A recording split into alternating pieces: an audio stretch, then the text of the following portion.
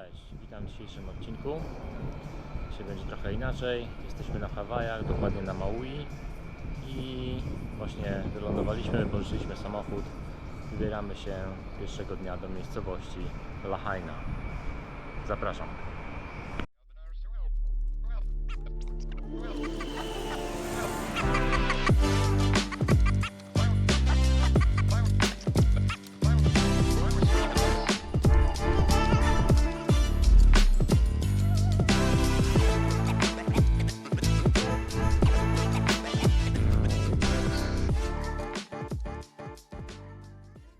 Hawaje to najmłodszy stan w USA.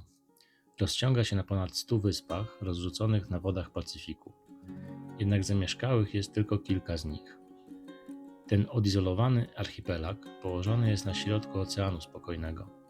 Składa się z 4 głównych wysp: Oahu, Maui, Hawaii oraz Kauai, rozciągających się na przestrzeni ponad 600 km. Cały archipelag tworzy jednak ponad 100 wysp, wysepek i atoli, ciągnących się przez 2400 km. Wyspy to tygiel kulturowy. Mieszkają tu rdzenni Hawajczycy, ale także przybysze z Azji oraz osoby z kontynentu amerykańskiego oraz Europejczycy. Mieszają się tu religie, języki, kuchnie, zwyczaje, tradycja oraz sztuka. Na Hawajach oficjalne języki to angielski i hawajski, jednak niewiele osób używa tego drugiego na co dzień. Dużo słów przeniknęło jednak do języka codziennego, jak na przykład aloha, co oznacza cześć, lub mahalo, które oznacza dziękuję. Choć często mówi się o rdzennych Hawajczykach, każdy mieszkaniec wysp przybył tu z odległego miejsca. Pierwsi byli Polinezyjczycy, którzy przypłynęli z oddalonego o kilka tysięcy kilometrów archipelagu Markizów. Przez kilkaset lat żyli na Hawajach w odosobnieniu, aż pomiędzy 800 a 1200 rokiem przypłynęli tu mieszkańcy Tahiti i prawdopodobnie podbili starszych osadników. W 1778 roku na Kauai przybył angielski kapitan James Cook, który uważany jest za odkrywcę Hawajów, choć w rzeczywistości 200 lat wcześniej wyspy te odkryli i zaznaczyli na swoich mapach Hiszpanie. Przez setki lat każda wyspa była samodzielnym królestwem. Dopiero w 1795 roku Kamehameha Wielki zjednoczył je, tworząc Królestwo Hawajów. Nie przetrwało ono jednak długo. Już w XIX wieku wyspy w dużym stopniu uzależniły się od USA. W 1893 roku obalono królową Liliuokalani, która została zmuszona do abdykacji na rzecz amerykańskich plantatorów. W kolejnym roku proklamowano Republikę Hawajską, a w 1898 roku Hawaje przyłączono do USA. I choć Hawaje od tego czasu należały do USA, to dopiero w 1959 roku uzyskały oficjalny status 50 stanu. Dojechaliśmy do miejscowości Lahaina i chciałem Wam tutaj pokazać kilka ciekawych rzeczy. Niestety nie pokażę Wam tego. Miasto jest całkowicie zamknięte, odcięte od świata i jest po prostu w stanie jednej wielkiej rekonstrukcji. Dlaczego? O tym za chwilę. Udało nam się dojechać tutaj. Tu nas zatrzymano i zawrócono. I nie wiem, to prawdopodobnie większość z Was słyszała, tutaj rok temu, czyli w 2023 roku miała miejsce klęska żywiołowa. I był to 5., z tego co doczytałem, najbardziej śmiercionośny pożar w historii USA. I dokładnie 8 sierpnia 2023 roku wywołane wiatrem pożary tutaj na wyspie Maui zniszczyły ponad 2200 konstrukcji i spowodowały szkody o wartości około 5,5 miliarda. O, i teraz już panowie mi każą przestać kręcić, więc uciekam, dalej się gdzieś zatrzymam i opowiem dalej historię. Zatrzymałem się kawałek dalej, panom się nie podobało, że nagrywam, więc kazali mi odjechać.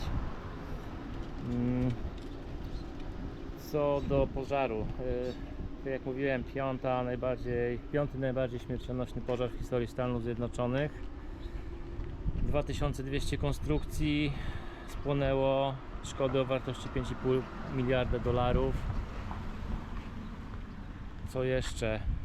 I właśnie tutaj, jeśli chodzi o Maui, najbardziej dotkniętym obszarem była Lahaina, w której zginęło około, raczej nawet ponad 100 osób. Przed przyjazdem tutaj googlowałem sobie jeszcze Lahainę i wszedłem na mapy Google i powiem Wam, że widok z satelity jest po prostu przerażający. Tutaj po tym pożarze widać to na satelicie, nie pozostał dosłownie kamień na kamieniu, chociaż może w przypadku Stanów Zjednoczonych to nie jest dobre stwierdzenie, bo jednak tutaj się buduje z drewna i płyty OSB.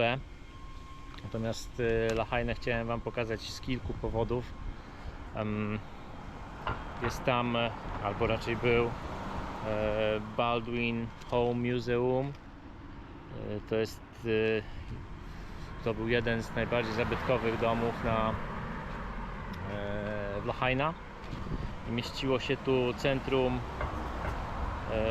muzeum w zasadzie, dom Baldwinów, wzniesiony w 1934 roku. Ten dom należał do protestanckiego misjonarza i lekarza. W Lahainie był również fort, z którym wiąże się ciekawa historia.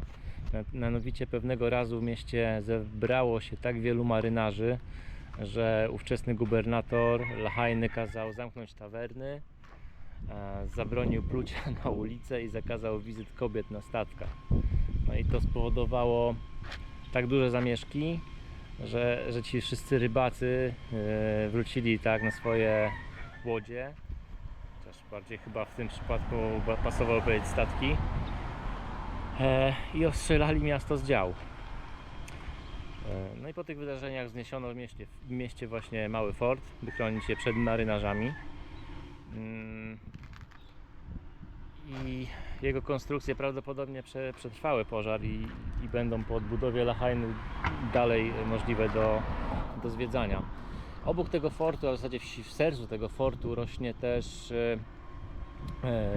drzewo, które też jest bardzo ciekawym okazem. Jest to figowiec zasadzony w 1873 roku. Jest to największe drzewo tego gatunku w Stanach Zjednoczonych. Jego ogromna korona ma niemal 3000 m2 i co ciekawe, jest to jedno drzewo, choć jak wygooglujecie i zobaczycie na zdjęciu, ma ono kilkanaście pni. Jak się rozglądam, czy zaraz mnie ktoś znowu nie pogoni z tego miejsca. Jeśli chodzi o te pnie, no to główny jest tylko jeden, tak? Pozostałe to są korzenie powietrzne wypuszczane z gałęzi, które to po zetknięciu z ziemią zamieniają się w pnie i po prostu podtrzymują to rozłożyste drzewo. No i jeszcze jedną z bardzo ciekawych rzeczy w Lahainie to był Old Lahaina Court House. Był to niegdyś pałac Kamehamechy III i to jest właśnie ta królowa, która została obalona. I tutaj w 1898 roku opuszczono flagi hawajskie i podniesiono flagę amerykańską i to tak naprawdę oznaczało aneksję wysp. Ja wracam do samochodu. Będziemy jechać dalej na północ. Objedziemy sobie zachodnią część wyspy. Jesteśmy na wysokości Lahainy, tak jak wspominałem. Teraz będziemy jechać w kierunku Highway 340 i tą drogą okrążymy po prostu zachodnią część wyspy. Co jeszcze rzuciło mi się w oczy obok Lahainy, to plaże w okolicach. I na tych plażach są po prostu miasteczka namiotowe i może biorąc pod uwagę to, co się dzieje obecnie w Stanach, to za wielu by nie było zaskoczeniem. Oczywiście miasteczka namiotowe od razu kojarzą się z bezdomnymi. Wyglądają mniej więcej tak samo jak te, które widać w San Francisco, w San Diego czy w Los Angeles. Natomiast jest tutaj to są zupełnie inni bezdomni. To są ludzie, którzy stracili dobytek swojego życia w zeszłorocznym pożarze. Ja się zdecydowałem, że nie będę tego nagrywał. Nie chcę robić taniej sensacji z czyjejś tragedii i po prostu szanuję prywatność i tą tragedię, którą ci ludzie przeżyli. Smutny obraz. Miałem nadzieję, że chociaż te miejsca historyczne będą już dostępne, a niestety nie są. No cóż, trzeba będzie poczekać, może wrócić i kiedyś to jeszcze zobaczyć. My w tak zwanym międzyczasie dalej kierujemy się w kierunku Highway 340. Jest to droga, która łączy Wailuku i Kahului z północnym krańcem Maui. Droga ma około 35 km. Podobno miejscami jest niezwykle wąska, kręta i prowadzi z krajem łowiska. Często podobno też nie ma zabezpieczeń i trzeba się cofać, żeby przepuścić samochód z naprzeciwka. No, zobaczymy, czy rzeczywiście tak to wygląda.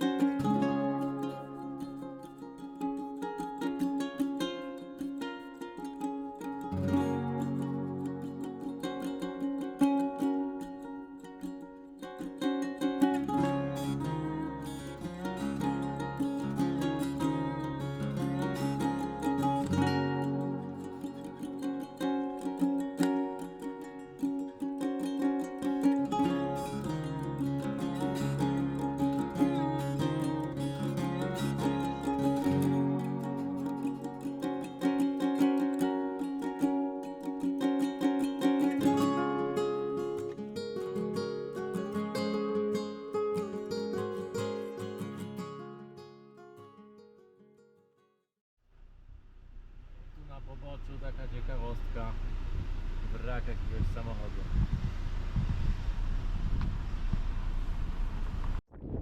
Droga zaczyna robić się coraz węższa.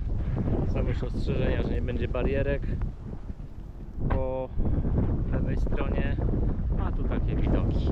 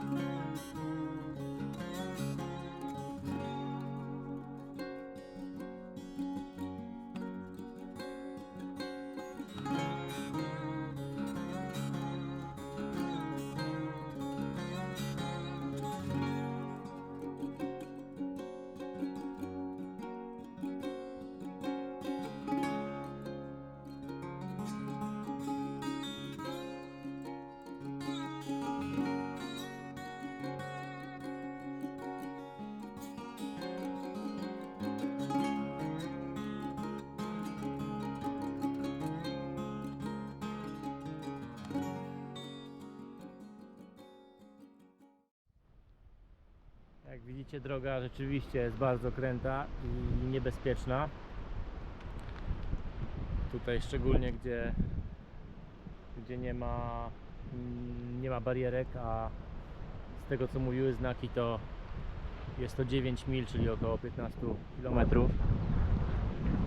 Ja chciałem tą drogę objechać od strony północnej, natomiast dostałem takiego protipa wypożyczalni, żeby jechać od strony południowej, ponieważ będę od strony ściany, a nie od strony przepaści.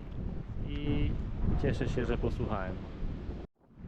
Jeśli macie w planach przejazd highwayem 340, to też radzę przed wypożyczeniem auta zapytać, czy wypożyczalnia w ogóle pozwala na jazdę tym highwayem, ponieważ wyczytałem, że niektóre wypożyczalnie nie zgadzają się na to, żeby nie zaskoczyć się niemile podczas wyjazdu.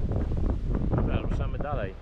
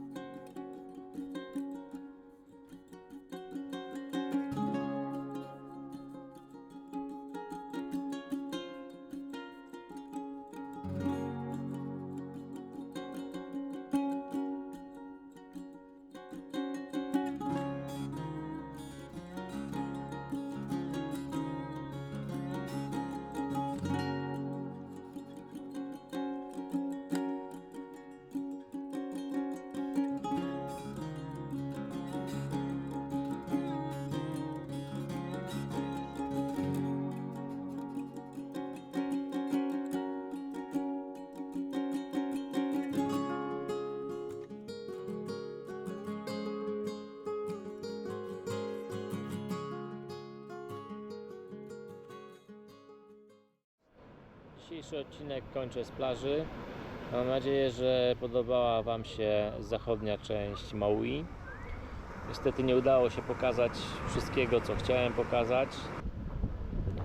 Oglądajcie kolejne odcinki, gdzie będzie m.in. droga do Hany i jeszcze coś innego, ale to niespodzianka. Jeśli podobają Wam się moje treści, chcecie więcej, zostawcie łapkę w górę, dajcie komentarz i subskrybujcie kanał. Pozdrawiam.